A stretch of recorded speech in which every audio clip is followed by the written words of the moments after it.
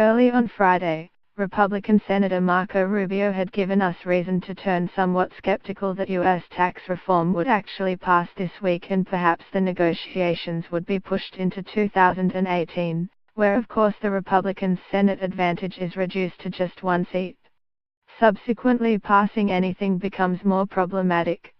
One tax talk, however, it seems all is well that ends well, and after the Republicans released their final version of their tax text on Friday, we have seen not only Marco Rubio warm to the plan and giving his blessing, but surprisingly so did Bob Corker.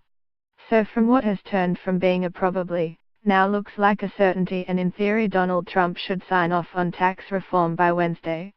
The corporate tax rate here is 21%, and this has widely been speculated on for some time, while the international earnings repatriation tax rate will be lowered to 15.5% for cash and 8% for more illiquid assets. There has been strong focus on the state and local tax, SALT, deductions and property tax, which will be capped at $10,000, so this may weigh on property prices in certain districts, such as Manhattan. However, by and large the fact tax reform should be signed off shows Congress can function and the market finds relief here.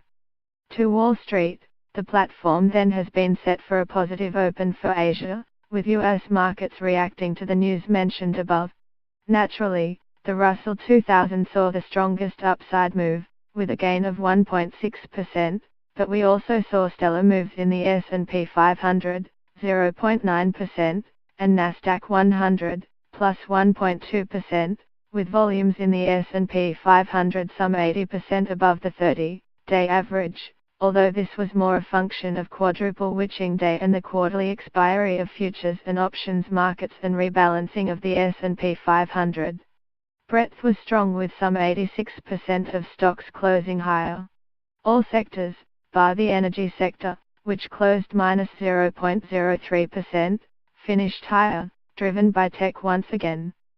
3 Aussie dollar, it was just tax reform in focus, but on the data side we also saw November US industrial production growing at 0.2%, while the New York Empire Manufacturing Survey came out at 18.0 and capacity utilization at 77.1%. All were a touch under expectations, but it mattered little for the USD, which reacted more on the tax sentiment. On the session the USD gained 0.5%, rallying on the day against all G10 currencies except the NZD, which closed up 0.1%. The more pronounced moves were seen against the NOK and GBP, with AUD/USD finding sellers from 76 cents 95 all through European and US trade, trading into a session low of 76 cents 38. There could be some focus on today's Aussie government release of the mid-year economic and fiscal outlook, MIFO, at 12:15 AEDT, with economists expecting upgrades to nominal GDP flat or 2017/18 to 4.5%, with a smaller budget deficit. Whether the AUD reacts too greatly is yet to be seen, but as always it's a supply issue, with a view on the funding task the Treasury Department have in the debt markets going forward. For greenback, two concerns that have resurfaced have been on the USD basis, and the fact we are seeing liquidity issues here and higher USD funding costs for European and Japanese institutions with high USD liabilities. This has strong implications for FX markets and is certainly a factor in keeping EUR/USD from rallying to a great extent.